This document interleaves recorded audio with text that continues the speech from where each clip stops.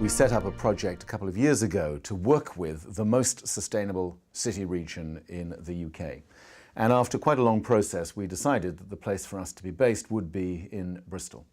Now, there were a number of reasons for that. The first was they had to have a proven track record, and there are a number of things going on in Bristol which are really impressive, and they've obviously brought forward as part of their submission here.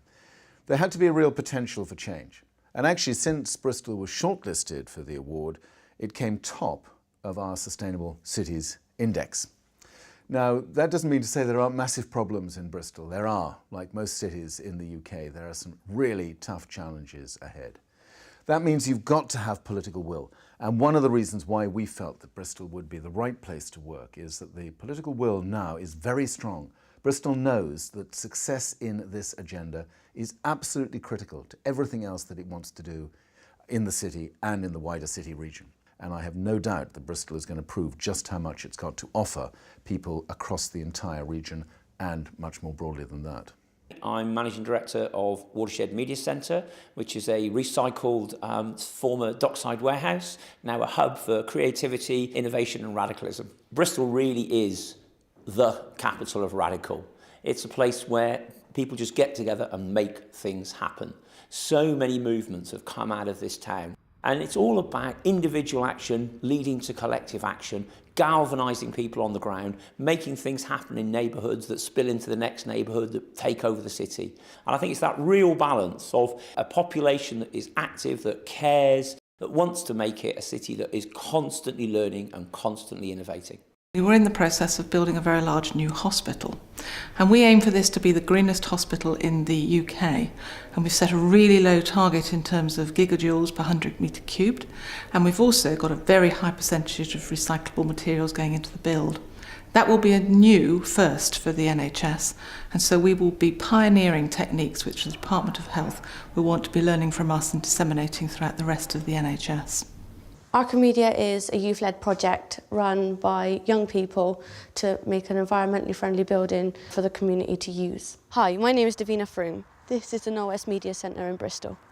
We worked with the architects to make decisions of what was environmentally friendly. We included different things such as straw bale panels, which we have 64 of, a wood chip boiler which heats the place, a rubber roof which slants so that we collect the rainwater for the rainwater harvesting, which flushes our toilets. We've done consultations for other projects that are doing environmentally friendly buildings. They've asked for our advice and we've told them what we thought was good for a new building. People that were interested in carbon reduction within the Knoll area got together to form a group called Edible Landscapes. Edible Landscapes means helping people to grow food in community. Because in this area people really don't have the time or the patience or necessarily the skills to grow seedlings. So we thought with the Edible Landscapes that we could actually grow the seedlings for them. And then we started to develop a website, and I realised that people could talk to me and telling me what they want, and then I could use my skills to go away and grow it for them and make it easier. I will try anything to get people engaged in growing vegetables. It's absolutely the passion I've got. I think Bristol's a wonderful city. We're very fortunate. It's set in the most marvellous countryside. I reuse buildings. I have an old tobacco factory that I've turned into what's become the heart of a community. I encourage high energy efficiency, I encourage local food, and we have a food market. I think what we need to do now is to repair the mistakes that we made in the last 50 years and make it truly the greenest city in Europe.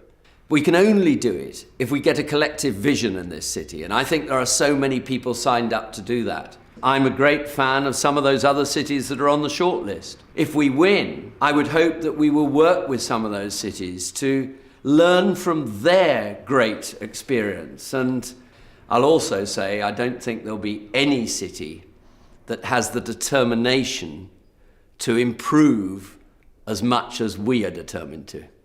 Hello, my name is Hilary Benn. I'm the UK's Secretary of State for the Environment. I'm delighted to be supporting Bristol's nomination for the European Green Capital Award. I hope you look very carefully at what the city is doing. It's a very green place. It's significantly improved its recycling rates. It's home to a number of green organisations, Sustrans, the Community Recycling Network, the Environment Agency, the Soil Association. It's Britain's first cycling demonstration city, helping people to get out of their cars and get on their bikes. And I think above all, it's demonstrating what we can do in the towns and cities where we live, if we put our minds to it, to make practical changes on the ground that will help people to live in a much more sustainable way. It's why I think it's a really strong bid, and I hope you'll look carefully at it. Thank you very much. Hello, I'm Graham Watson. I'm proud to be one of the members of the European Parliament for Bristol and the rest of the southwest of England.